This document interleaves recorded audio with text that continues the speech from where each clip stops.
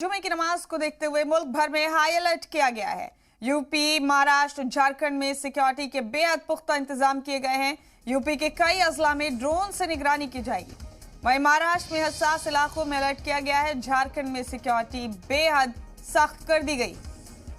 इस वक्त का बड़ा अपडेट आपको दे रहे हैं। मुल्क भर में अलर्ट किया गया है। जुमे की नमाज को देखते हुए कई रियासतों में कई पुरहसास इलाकों में इजाफी सिक्योरिटी लगाई गई है। यूपी, महाराष्ट्र, झारखंड के हसास इलाकों में अलर्ट किया गया है। ड्रोन से नजर रखी जा रही।